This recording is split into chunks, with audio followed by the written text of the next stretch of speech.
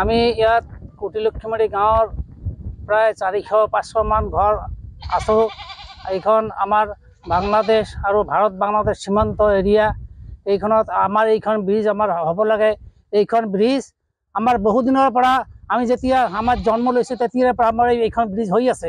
মানে এজনকৈ MLA আহে আৰু MLA অহাৰ পিছত কয় যে এইখন এইবাৰ হ'ব, এইবাৰ হ'ব বুলি কৈ আছে, কিন্তু কোনোবাৰ আমাৰ বহুদিন ধৰি এইখন আমি দুৰ্ভোগ ভুগি আছোঁ।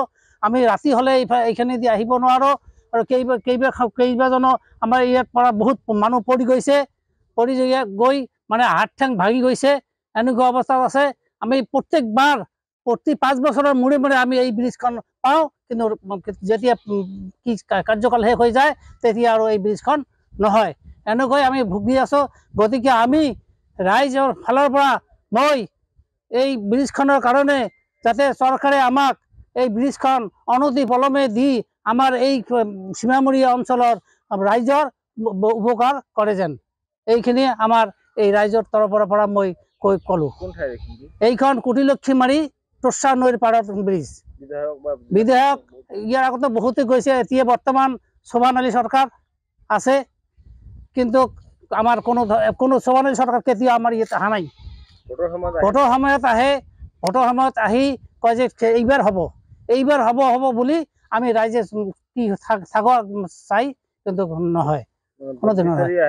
অকল এই শোভান আলী চৰকাৰে নহয়, যিমানবিলাক MLA হৈছে, দীনেশ চৰকাৰ হৈছে, আলাউদ্দিন চৰকাৰ, প্ৰথমে আলাউদ্দিন চৰকাৰ হৈছিল, আলাউদ্দিন চৰকাৰে এইটো ৰাস্তাটো কৰিছিল, কিন্তু ব্ৰিজখন কৰা নাই। তেতিয়াৰে পৰা আমাৰ এই এনেকুৱা ভুগি আছোঁ। তেতিয়াৰ পৰা আমাৰ ইয়াৰ আগত অশ্নি ৰায় চৰকাৰ হৈছিল, তেখেতেও নিদিলে, দি কৈ থাকিলে, কোনো MLA আমাৰ এইখন কোনো গুৰুত্ব নিদিয়ে। গতিকে আমি কৰজোৰে অনুৰোধ কৰিছোঁ, আমাৰ এই ব্ৰিজখন অনতি পলমে হ'ব লাগে। আমাৰ এই সীমামূৰীয়া অঞ্চলৰ মানুহবিলাকৰ সুবিধাৰ্থে হ'ব লাগে, সুবিধা কৰি দিয়ে যেন।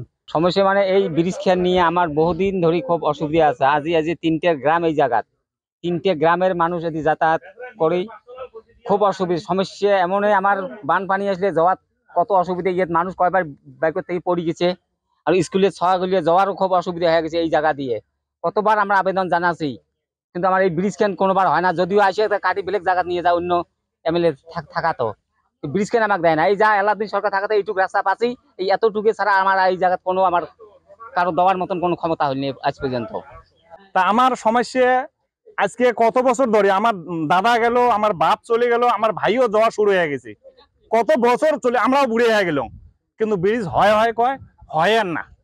আমার রাস্তা পথের যারা সমস্যা, অন্য জায়গা থেকে যদি আমাদের বাড়িতে যদি কেউ সাগাই করার জন্য আসে, কিন্তু সাগাই করে না, আমাদের সমস্যা দেখে ওরা চলে যায়। সাগাই এখানে করার ইচ্ছেই নাই। সরকারক এইটাই মোর কথা হল যে সরকারক মই এটাই মানে আবেদন জানালো যে মোর কামটো মানে ব্ৰিজখন মোৰ হব লাগে। বহুত মানুহ ইয়াত বহুত মানে অসুবিধাত আছে, তাৰ কাৰণত মই এতিয়া মানে আবেদন জনালো।